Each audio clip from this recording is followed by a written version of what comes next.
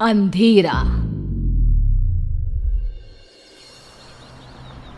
कृपया ध्यान दें। दिल्ली के द्वारका सेक्टर 26 में एक पुराना मकान खाली पड़ा था। आसपास के लोगों का कहना था कि 5 साल पहले मकान में रहने वाला खुराना परिवार रातों रात अचानक गायब हो गया और फिर कभी कोई उस घर में रहने नहीं आया। लेकिन आज सुबह से ही वहाँ चहल पहल थी।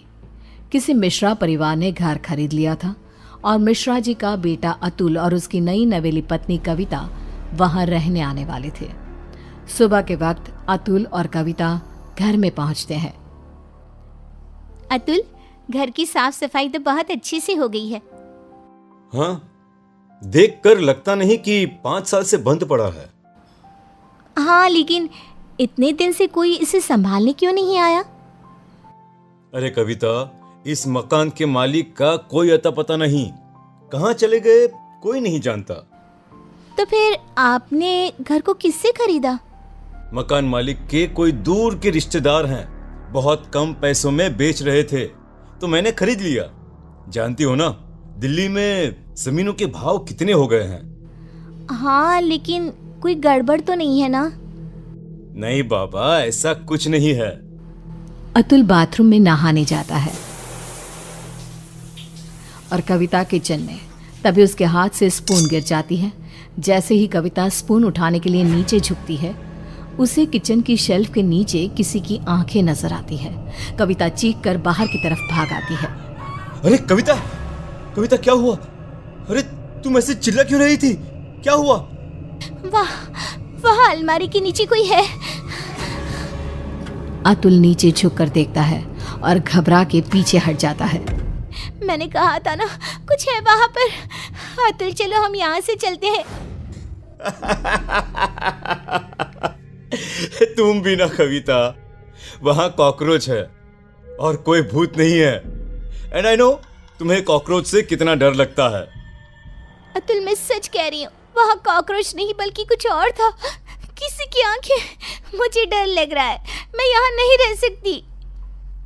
अतुल कविता की बात नहीं सुनता और रात होने की वजह से कविता को सोने के लिए कहता है। डर की वजह से कविता को नींद नहीं आ रही थी। तभी उसकी नज़र कमरे की छत पर लगे फैन के पास एक मकड़ी पे जाती है। वो मकड़ी को देखने लगी।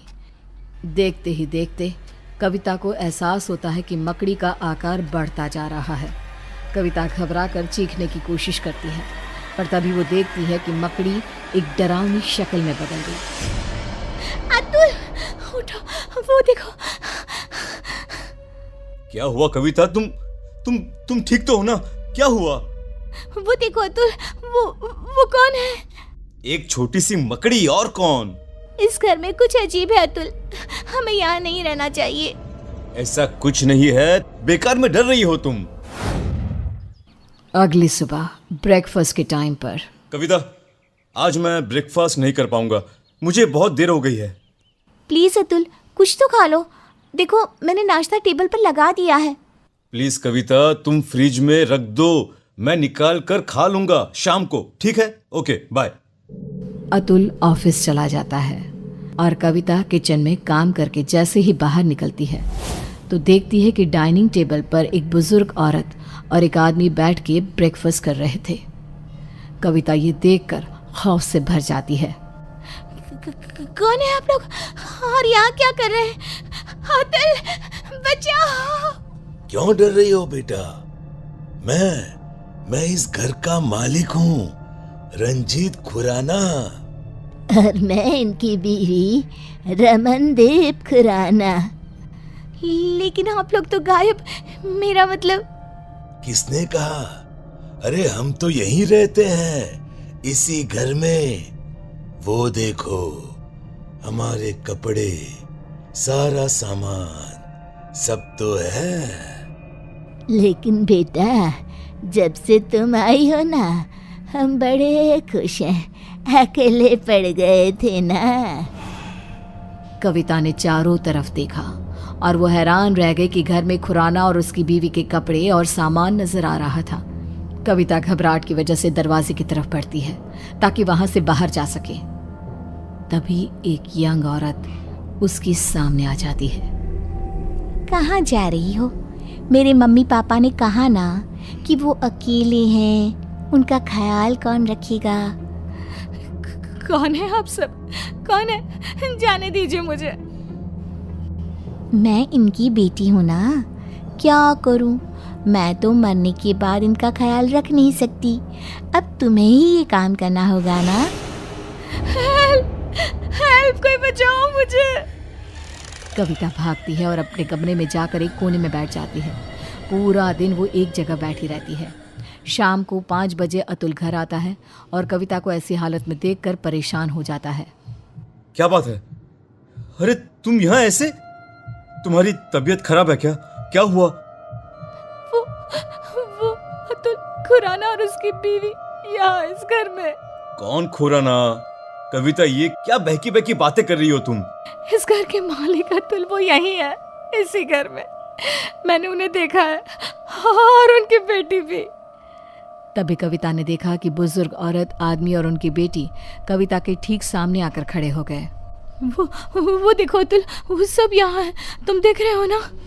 ओ ये, अरे ये तो मेरे मॉम डैड हैं। इनसे डरने की क्या जरूरत है? चलो अब उठो, डिनर बनाओ सबके लिए। और सुनो, मम्मी पापा को इंसानों का मांस बहुत पसंद है, तो वही पकाना। क्या कहा तुमने? तुम्हारे मम्मी पापा? लेकिन तुम अतुल मिश्रा मेरे पति हो, और ये खुराना, और ये क्या मजाक है? इंसानों का मांस? कौन हो तुम? ओह अच्छा, तुम्हारा पति। तुम उसकी वजह से परेशान हो। रुको। अतुल पीछे पलट कर देखता है और फिर जैसे ही वो कविता की तरफ पलटता है, कविता ने देखा कि उसका चेहरा पूरी तरह से बदल गया था और अब वो किसी भेड़िए की तरह नजर आ रहा था। कौन हो तुम? मेरे पति कहाँ है? क्या किया तुमने उसके साथ? अतुल ने रूम की छत की तरफ इशारा किया। कविता ने देखा कि अतुल का शरीर रूम की छत पे चिपका था। वो मर चुका था। अतुल, अतुल कोई बचाओ। अब कुछ नहीं हो सकता। जानती हो, ऐसे ही उस रात हम सबको मार के छत पे लटका दिया गया था। क्या गलती थी हमारी और मेरे परिवार की? यही इसी फैन के पीछे हमारी डेड बॉडी छुपा दी गई, फॉल सीलिंग करवा के, ताकि किसी को पता ना चले। हम सब यहाँ कैद हैं। लेकिन तुमने मेरे पति को क्यों मारा? उससे तो मरना ही था, क्योंकि उसके बाप ने, जो कि एक कॉन्ट्रैक्टर है, इस घर को हड़पने के लिए ये सारा खेल रचाया था। उसकी सजा तो मिलनी ही थी। मुझे जाने दो। मैंने तुम्हारा क्या बिगाड़ा? नहीं, अब तुम हमेशा के लिए यहाँ कैद हो।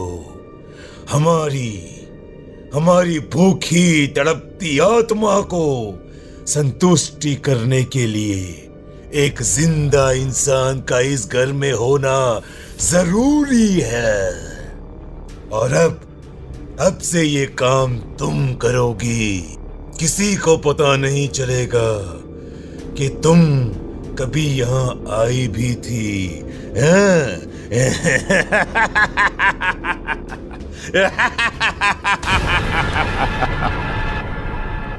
उसके बाद सेक्टर 26 में एक खबर और फैल गई कि खुराना के मकान में रहने आए अतुल और कविता भी अचानक से गायब हो गए।